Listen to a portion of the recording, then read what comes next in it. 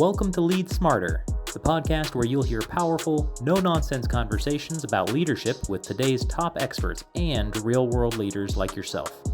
Get the inside strategies, insights, and secrets they've learned on the journey to lead smarter. Let's dive in. Today's guest is Corinna M. Hagen, executive coach, remote leadership expert, and four-time author who has spent her career helping leaders move beyond technical expertise and into true influence.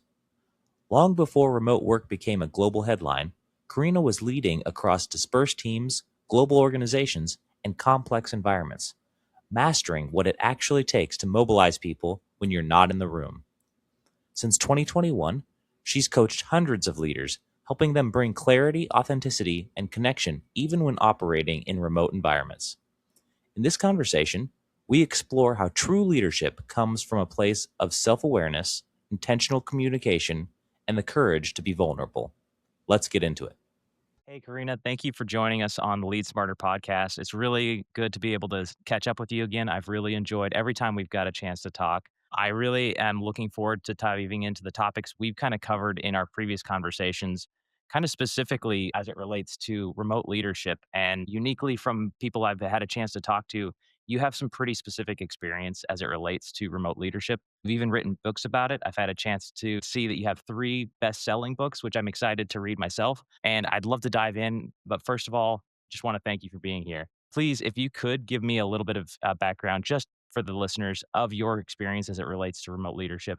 And even as it relates to writing on these topics, which, being a best-selling author, it's no small thing to brag about. So very excited to hear a little bit more about your experience as it relates to remote leadership as we dive into this topic.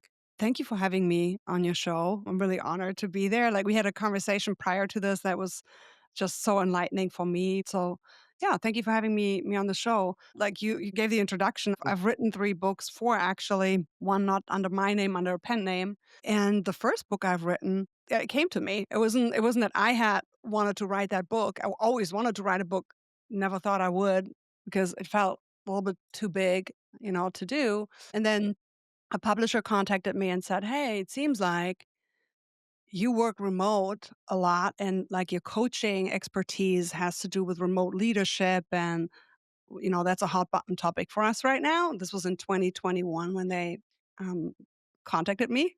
Wow. I Yeah. I actually didn't realize the crossover of the timing. So that one, I know that we've done remote leadership for our own business for years on Bottleneck, and it's been a topic like really exploded for us. And I know that like there's also like hybrid workforces and things like that. I would love to dive into like from your experience writing the book. Could you tell me like what was the inspiration for you after they've had a chance to say like about your expertise and learn about where you really bring your own professional background into that? What was the process of identifying what would be really valuable for listeners, almost like in the height of the pandemic? Yeah. Well, in that moment, I had a lot to say about remote work and remote leadership because in my own career, so I've worked in remote positions, not just purely from home. Very often, I worked for companies that were, global companies, had dispersed teams everywhere, or my clients were sitting in a different state that I was in. And so I would fly in sometimes, and then sometimes I would work remotely and access them. So this remote work existed for a long Right. time. We just didn't call it that. You just knew when you rise in leadership and you work for a global organization, you'll have to learn to communicate across technical boundaries, right? Across that geographic distance that you have to bridge with technology somehow and with good communication. So I've had a chance to observe that for many years, and I was really eager to get some more freedoms to work from home a few days. How can you do that? You have to be really able to deliver your work in a way that your value is conveyed is clear and that you can mobilize teams, that you can influence, build connection, even when you're not in the room. And so I've realized that early on, and I've come up against the resistance and the stigma or the rumors and all those myths, all the anti-remote worker, attitudes early on, and I've been able to overcome them. even when my direct managers or even my skip levels were not a friend of it, and then I found a way to convince them otherwise, and they said, "Well, we're actually happier with you than we are with most people that are working in the office." So I was busting a bunch of those myths, Right. which told me that there's some more to talk about here. And at the same time, I was reading a book too from the founder of Basecamp, 37 Signals. Right. One was called Remote, and the other one was like had this long title, like 80 hours, da da da. It doesn't have to be like that, something like that. Hmm. Whoever listens to this will probably laugh because they remember the title. It's like a long, long title. And it resonated with me, and I said, "That's true. It's just a bunch of baloney. Like, people hide behind being in office because they haven't learned leadership fundamentals. So they Right. compensate with that for that by saying, "Well, you have to be in the office so I can see what you do." Really? So you're wanting to be a micromanager, a helicopter boss, like, who hovers over people and, like, watches their every move? Right. And that's gonna be good. Aren't you the manager who works through others, who leads through others, right? Hmm. Yeah, and that, I was actually gonna ask, what would you say most leaders that now that you've really focused and developed expertise, even from the point of an author on a remote leadership, what would you say your experience is where most leaders underestimate about managing remote teams? Where do you see the biggest underestimating factor for people that are trying to figure this out themselves? It's a golden question, isn't it? Yeah. Yeah, yeah. Time and time again, and again, I'm talking about coaching hundreds of leaders, over 200 just in the last 5 years. So, time and time again, it's the reliance on technical expertise, knowing, right? Knowing doesn't get you to lead in any fashion, doesn't get you the success you're aiming for. Knowing gets you in the door so people "Okay, we'll hire you for the position. Apparently, you have the expertise to do it." Mhm. But that doesn't mobilize teams. It doesn't get you the success that you want in people following your lead. That's communication, that's self-awareness, that's having absolute clarity about what you want to achieve. And sometimes people say they have clarity because they go, "Well, we have a project plan here, and this is what we try to achieve, and leadership is behind it, and that's why you need to do your job." Well, when has that ever worked, right? So it goes a little bit to the topic of leadership without authority.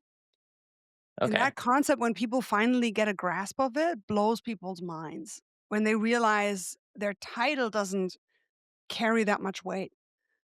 How many leaders have you met in life? Probably not many, but think about a leader that you have met, and we all know one who Right. had a title and still no respect. People weren't following them. Proves the point. Right. When you're trying to help a leader become more effective at remote management, what are some of the frameworks that you try to guide them through, especially if they've not done this before? Lots of the people I work with, for example, clients I have, I'm introducing a remote team member for the first time for them. And lots of times that happens in like healthcare professional services where they're used to managing people locally, or they're just managing people for the first time. They went from being a doctor to owning a practice, and now I have to manage team members and manage somebody remote. What would be some of the guidance you would give a leader who's trying to figure out how to be effective at managing people remote for themselves? Well, you're mingling two big topics together in one. One is Sure. going from in person to remote, and the other one is you just want to address them. We can tackle them Yeah. both.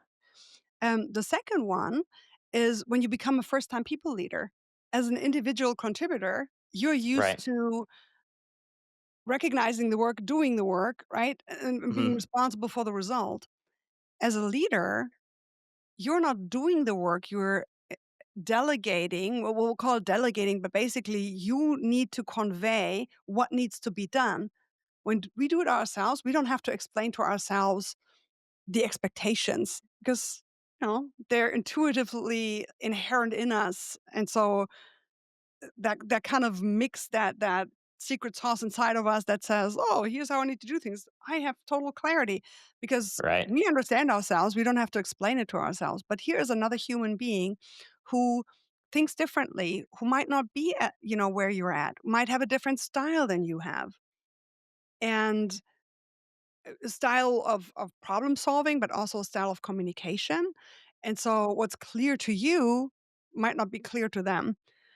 and that's Right. where communication comes in. So you have to learn to articulate what exactly you want to get done.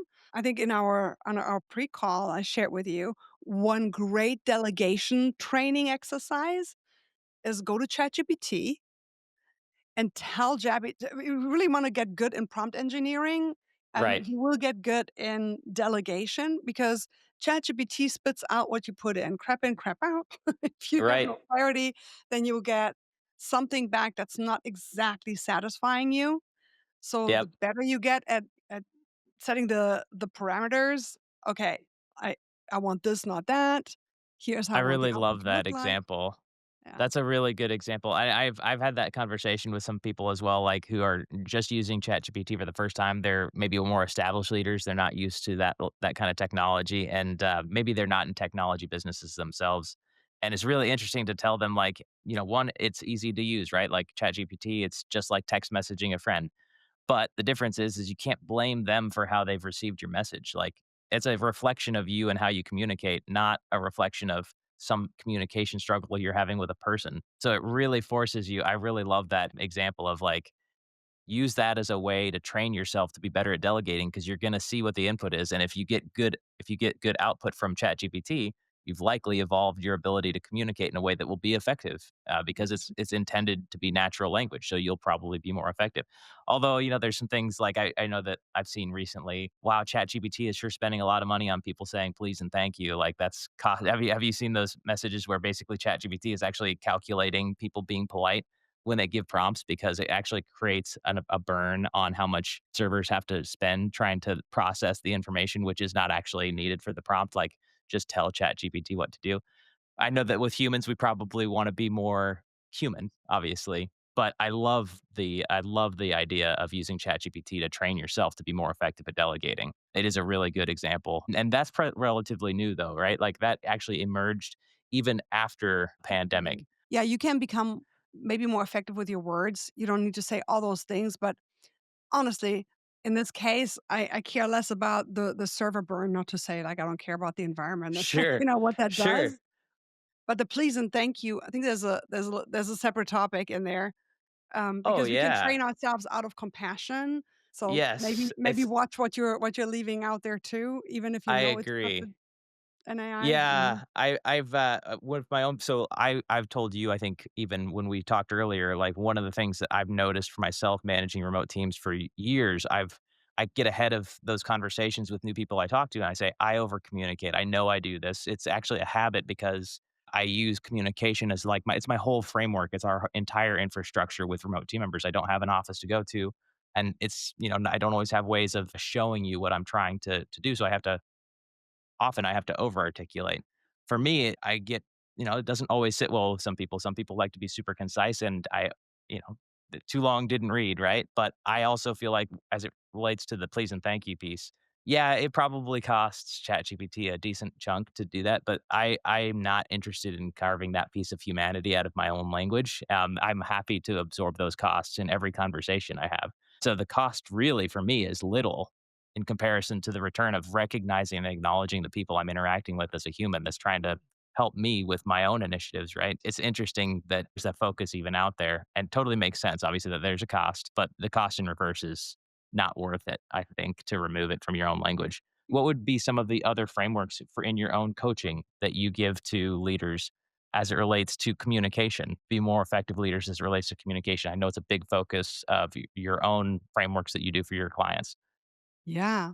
It's a loaded question because there's so much, but I would start, the baseline would be develop a self-awareness. Okay. And because out of self-awareness comes clarity. When you have self-awareness and contextual awareness, things become clearer for you. Out of clarity comes better communication and better decision making, more confident decision making.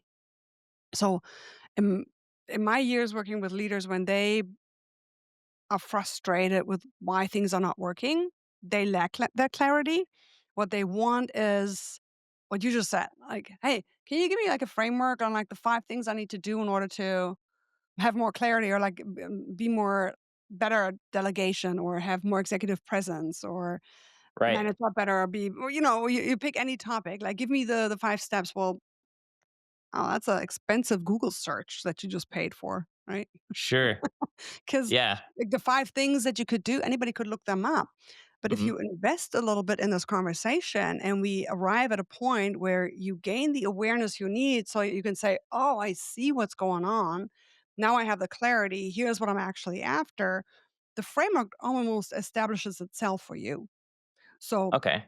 give you an example. I had a client recently who said, when I write emails, I always have this inefficient process. I like she's very analytical, she has a lot of thoughts, and there's a lot of company jargon, right? Like Right. all the things we say at work.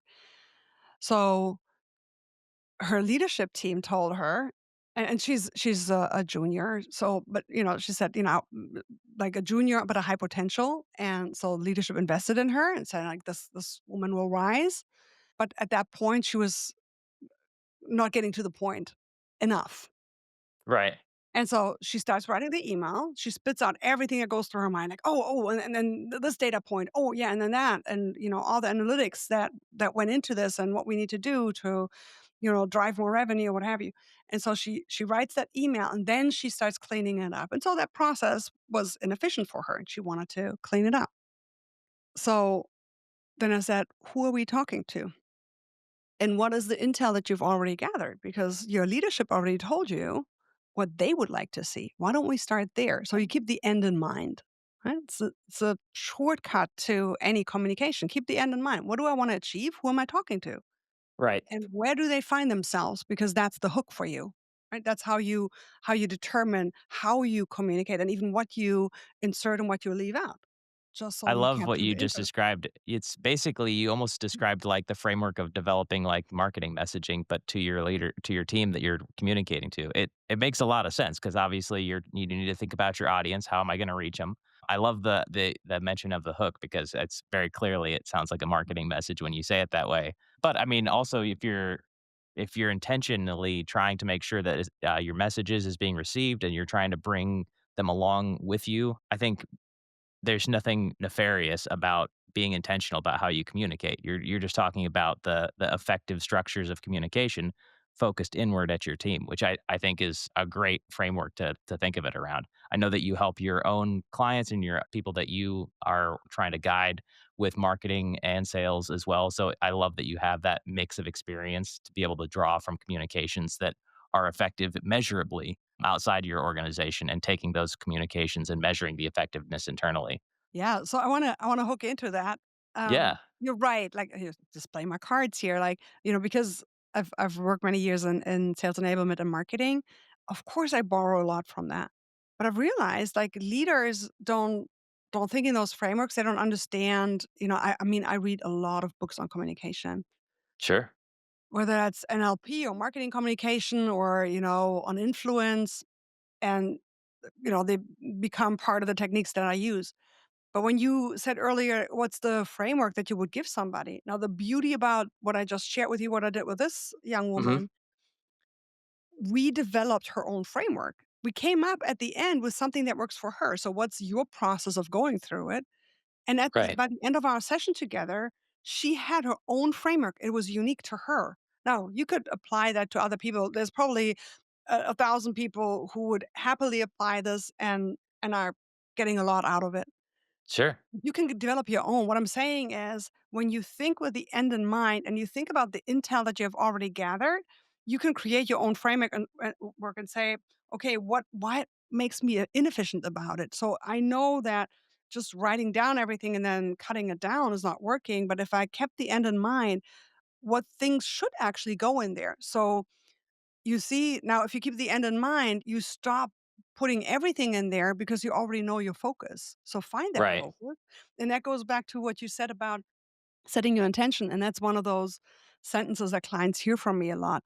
When you want to change the direction that your career or your life is going, be very intentional. Set that intention every morning. And so I share with all my clients, I've coined a term called 5 by 5 journaling. And what that means Okay. is 5 minutes in the morning and 5 minutes in the evening or whenever you close your day to reflect in the evening and to plan in the morning. So in the morning, you set your intention. And you even do this before you go into a meeting, like, before you and I went into this call, and every time I go into any meeting, I set my intention. What's the outcome that I expect of this meeting, if there's an outcome to be produced? Right. Or how do I need to show up? What's my intention for showing up there? Who do I need to Yeah. be? Do I need to be like, is this a conversation where I need to be more firm? Is this a conversation where I need to be friendly? And how does that lead to the outcome I want to achieve, right? So that's something that if a leader started just doing that one piece, that what I call 5 by 5 journaling, setting your intention in the morning and in the evening, reflecting, did it work or did it not work? What would I do differently? That would give you so much mileage. If people just listen to that piece in this conversation, Sure. growth is unavoidable. I love that you've given that framework in this conversation. I know that, and I'm gonna just share from before we jumped into this call. For example, I also agree that you should be framing your conversations, planning ahead. I try to do that. What do you do when a very sharp curveball is thrown? And it doesn't have, like, you're about to go in a meeting and it goes in an entirely different direction. You want to obviously be flexible because you want to be able to adapt and take advantage of opportunities that you didn't anticipate with the framework you've given yourself. How do you adapt in a situation that is drastically different from the framework that you've set out with your intention? How do you maintain flexibility in that framework? Yeah, I'm a friend of hands-on examples. Can you think of a time? I can.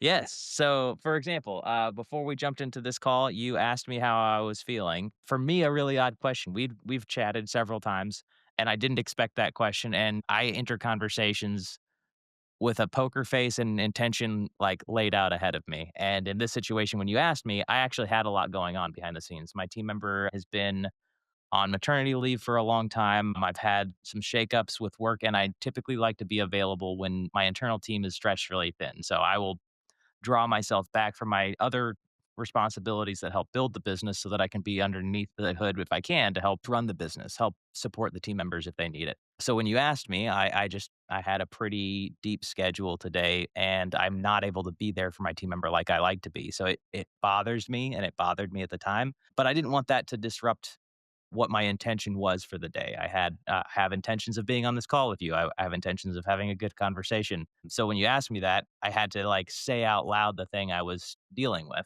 and I admit I didn't like it, but because I was trying so hard to be intentional, so that was kind of why I was asking like when you get a curveball like that, when it doesn't fit your framework that you've tried to lay out for yourself, how do you maintain flexibility and still maintain intention? I suppose. Yeah. I'll answer that, but first I wanna ask you, because Of you course. almost answered, like, a couple of those questions for the audience. If they listen, they can go back a few seconds and listen again, but how did it feel to you once you had the space to say it out loud? Because I asked you a question and then all of a sudden things came to the surface. Mhm. Yep. Yeah. Well, it's because, for example, people ask me like, how's your day going?" And it's like a pet peeve of mine to answer a literal question as if it's just like a rhetorical one. Like people just say fine all the time, right? So I don't like to answer what is effectively dishonestly. So, I felt compelled by my own, like, habits to have to answer honestly a question I wasn't really ready to. So, I it made me uncomfortable because I wasn't going to allow myself not to tell you the truth, but it also meant that I had to deal with those feelings, which I wasn't gonna manage ahead of this call. I was going to manage that outside of the call afterwards at a different time. But having had if I have to say it out loud, then I have to deal with it then. So, or at least that's how I feel like I have to. So it's good because I needed to process it, and I still do, I suppose. It clashed with my intention of what I was trying to do. Um, so I guess the clash was uncomfortable, I suppose. The clash was uncomfortable, but until the clash happened, what state were you in? It's like suspended animation. Like, I was, Good expression. I like yeah, I had to just deal with what I had the capacity to, and I was suspending what, I needed to deal with for another time, basically. capacity. Oh, that's a did you realize what you just said? Suspended animation is I'm gonna borrow that. This is so good. That's golden. Sure, sure. Suspended animation, but capacity, because then your capacity is kinda limited. Like, you had to work with what you had, and Exactly. I wanna give you I'm a big fan of analogies. So, you know, when those things are revealed, revelation allows you to redeem something. When gold is refined, like it gets like or silver, like it gets heated and then the dross flows to the top and then you whatever floats, you redeem it, like you take it away. Sure, sure. And so when you talk about capacity, I'm trying to find a better analogy for capacity, but maybe this will still work.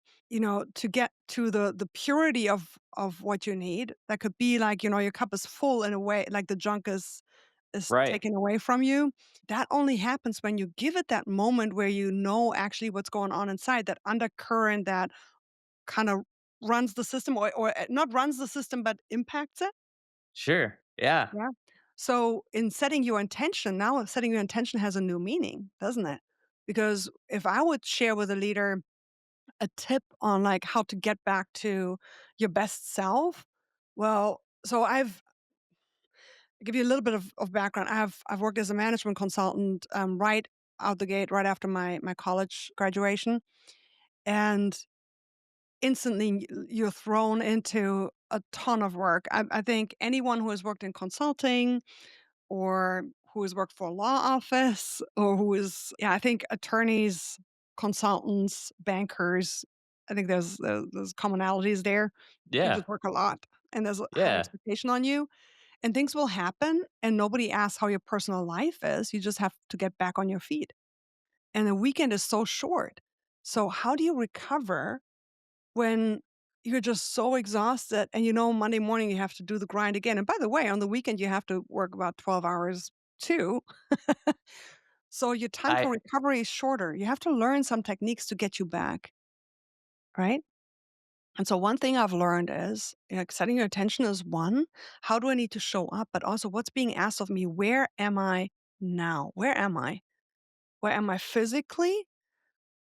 Where am I mentally, emotionally? Like what's happening? And who do I need to be in that moment? What kind of energy do I need to have right now? What kind of mindset will help me to get through this? Because sometimes you can't deal with all the other stuff that's happening right now. Just having the awareness sometimes helps you. And men are usually better than women, or at least they're said to be the better compartmentalizers, right? So you okay. learn to kind of say, okay, this one goes in the box because it has to be parked for later. Can't can't deal with it right now. Right Yep. now, I have to be here and I have to be strong. But it's not easy, especially when it's something that's very emotional. If it's personal, if it's at work, you might be able to better do this to say, "Oh man, I really like you." Oh, like you said, like you said earlier, when you're a new employee, you want to onboard them, you want to be there for them, answer their questions, and it's annoying, but it may feel less personal when it's that, your wife says she needs your help because, she fell really ill or what have you, or, God forbid, like, a friend betrays you, like something is really personal and you have to deal with it. It's not as easy to just shut it off. And in that moment to say, here's where I am right now. This has happened. I can't deal with it, but I'm not going to let this part ruin that one. So Sure. I acknowledge that it really hurts me what my friend has done to me, for example, if that was the case, right? Or the scenario Right. is happening. It really hurts me or it makes me feel upset or whatever that is. But I'm going to park it and I'm going to address it in a healthy way later on because then I have the capacity is what you mentioned, Right. to actually deal with that. Until then, this cup needs capacity for other things. And I'm going to fill it with all the things that I look forward to in this meeting. Right? So you find a new focal point. Then that was what you had I think, if I understood correctly, that was what it seemed like you were trying to do for me in the beginning of this, was to find something positive that I was looking forward to help me reframe my focus in a way that was maybe both positive and more productive and helped me realign, I suppose, in a way that I could still have this conversation. Did Um, it work? it I think so. I think so. I think what worked, it's so weird to have this conversation. This is not at all the podcast I was trying to have, and it honestly, I'm really glad that it's not because this is a lot better. So I think it worked. What really worked was getting out of my head, stop trying to have very specific questions that were again getting ahead of the experience that was happening behind my eyes. And I think that it's just palpable. And that's kind of what I was actually going to ask you as it relates to compartmentalizing when you're in a leadership position. But you also need to balance being transparent and vulnerable so that people know they can be that as well that you're leading. This is super broad, but we just went through an experience similar to that.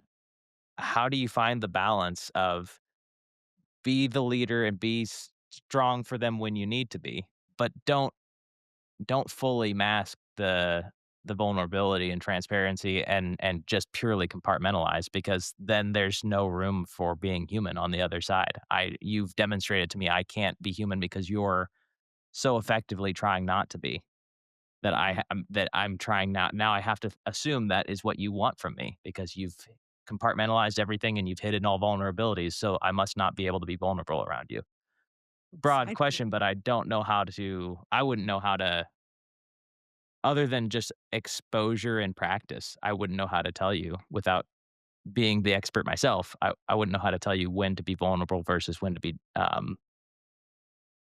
compartmentalizing, and I really loved whether or not this even answers the question, I really loved identifying a framework to be able to refocus on your intentions, I suppose, if that was what you were saying, but Well, your I guess the question is question. draws a wider circle because in order to determine when to be vulnerable and when not to, part of it is a risk that you have to be willing to take. And then who are you? What are your values? I can tell you that in my life, I've realized that vulnerability is setting prisoners free. That's how I view it because once somebody had shared vulnerably with me, there was a light bulb that came on for me and I thought, wow, other people like experience the world in similar fashions that I do, right? They have the same struggles or the same ambitions, and sometimes we don't get to share in that. Now, I have clarity on who I want to be as a person, and I make that exercise like almost every quarter, but like typically once a year, I make sure that I have clarity on whether or not I actually led myself and others through the year in a way that had my authentic self in there. Meaning, what are my pet peeves? What are my values?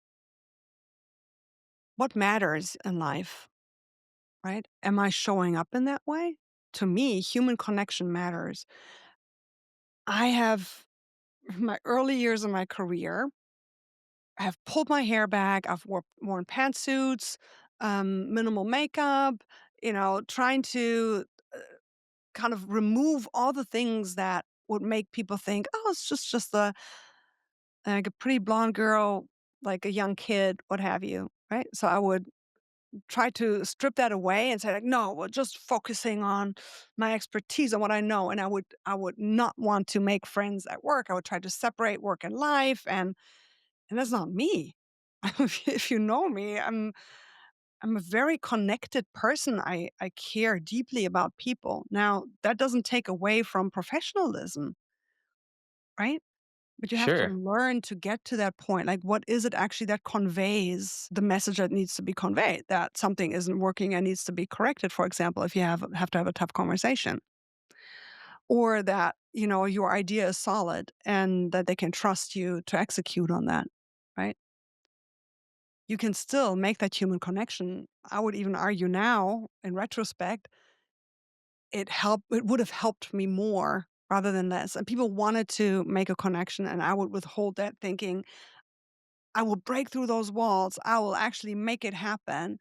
And all it did was trying to make me engage in things that would help me take control. And then Right. being controlling just turns you into a monster. And that's not who I want to be. So I had to decide how I want to lead, but that's my style. Everybody has to decide that for themselves. And then you figure out how vulnerable do you want to be. Sometimes people would say to me, I wouldn't have said that in that moment. I didn't want to go there. That's okay.